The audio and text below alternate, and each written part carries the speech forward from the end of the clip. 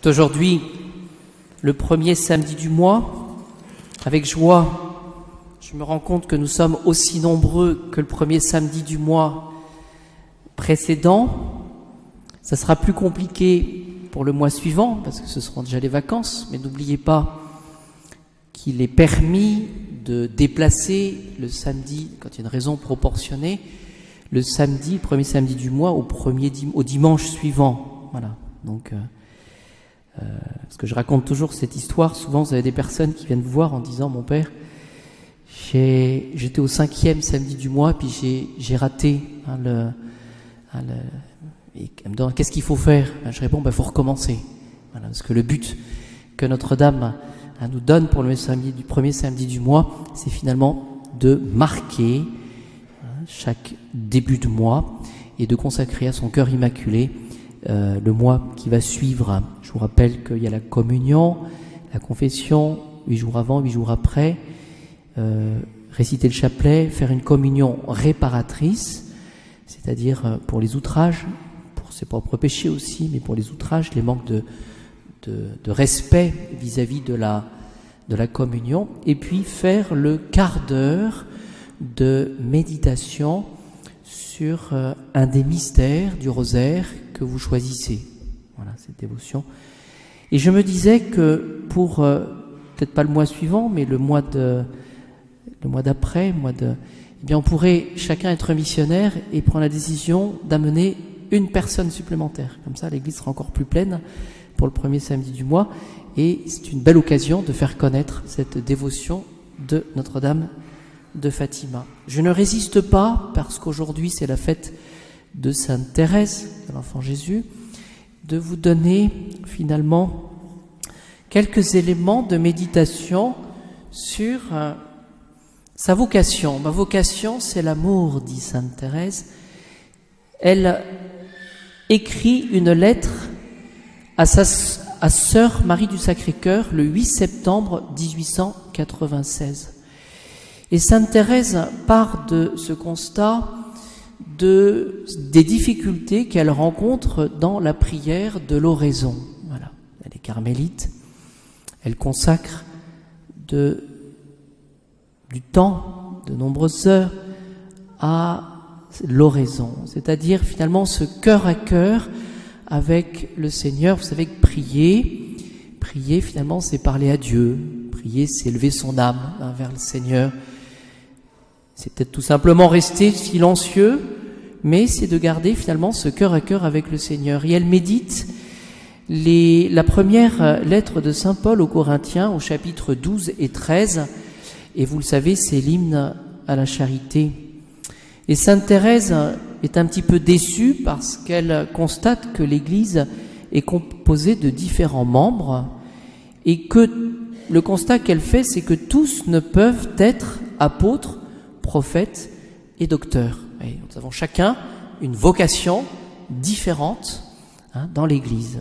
Et vous le savez, Sainte Thérèse, elle voulait être prêtre, elle voulait être apôtre pour pouvoir prêcher le Christ.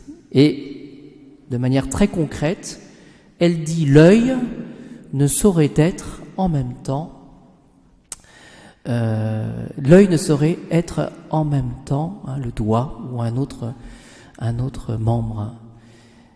Alors elle retombe ensuite sur un passage de Saint Paul, toujours dans cette lettre. « Recherchez, dit-elle, avec ardeur les dons les plus parfaits.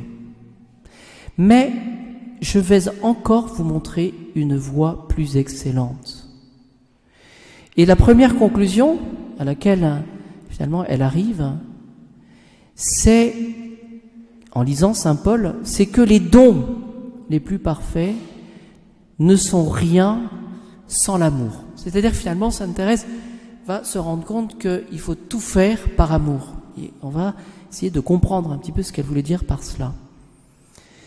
Les dons les plus parfaits ne sont rien sans amour. Sinon, nous sommes comme une cymbale retentissante, etc. Alors, j'ai trouvé un commentaire d'un père Carme qui, finalement, va citer saint Thomas d'Aquin.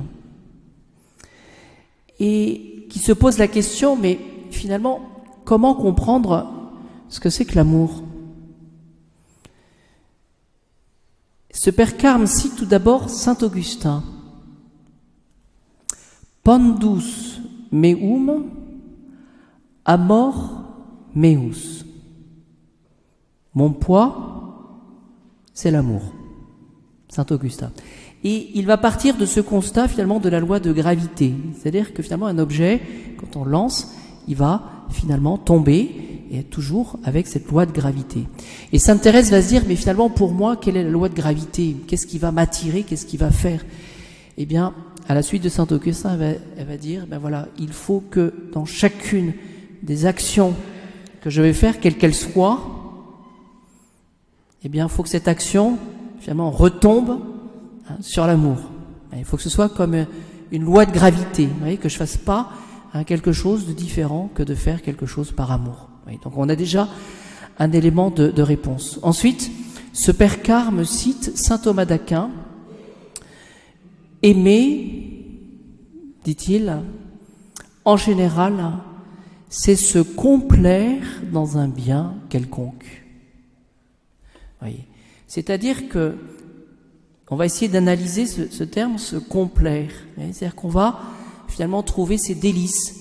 On va trouver un certain repos, une certaine joie en accomplissant quelque chose. Seulement, avec saint Thomas, on va se rendre compte que se complaire en quelque chose, dans un bien, et si cette complaisance, elle est simplement que naissante, un commencement d'amour, ben c'est pas suffisant. Et donc saint Thomas va préciser, en plus de saint Augustin, cette loi de gravité, se complaire en quelque chose, c'est-à-dire savoir un petit peu qu'est-ce que j'ai comme préoccupation. Saint Thomas conclut en disant qu'il faut que cette complaisance soit robuste, réfléchie et solide. Voilà. Et donc, qu'est-ce qu'on va rajouter finalement à la loi de gravité de saint Augustin? Eh bien, c'est cette idée de vertu de force. Ça coûte. Il y a un esprit de sacrifice d'une certaine manière. Il faut de la constance pour aimer. Voilà, il faut vouloir aimer, avec la grâce du bon Dieu bien sûr, mais il faut vouloir aimer en tout. Parce que finalement, ce qui nous guette, c'est peut-être la crainte, c'est peut-être la désespérance, c'est peut-être aussi de compter trop sur ses propres forces. En tout cas, retenons ces adjectifs: robuste pour la complaisance, réfléchi et solide. Avec cette conclusion de saint Thomas, on devient ce qu'on aime. Il y a une identité finalement qui va se réaliser peu à peu. On devient ce qu'on aime. Et mon commentateur finit par cet aspect des choses, en plus de saint Augustin et de saint Thomas, pour bien comprendre, c'est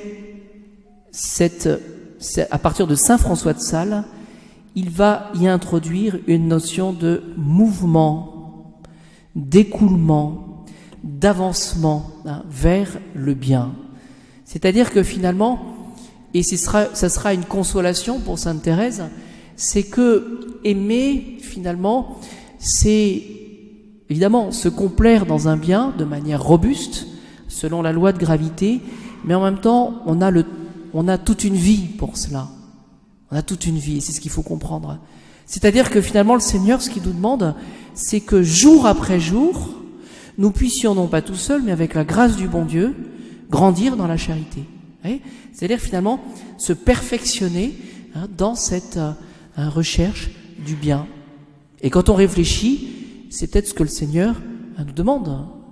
Voilà, le prêtre a cette grâce de suivre les mourants, de suivre les personnes qui arrivent en fin de vie. Eh bien, c'est toujours très édifiant de voir une personne qui, à la fin de sa vie, est capable de dire « mais je suis prêt ». Alors, c'est pas de l'orgueil, cela, mais je suis prêt à accepter ce gage ultime d'amour, justement, cette complaisance robuste, cette loi de gravité, pour pouvoir être uni avec celui qui m'a créé, qui m'a donné la grâce, et celui qui m'a entretenu dans la vie.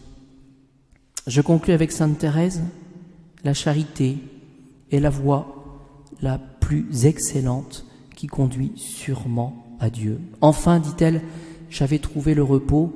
Ô Jésus, mon amour, ma vocation, enfin je l'ai trouvé. Ma vocation, c'est l'amour.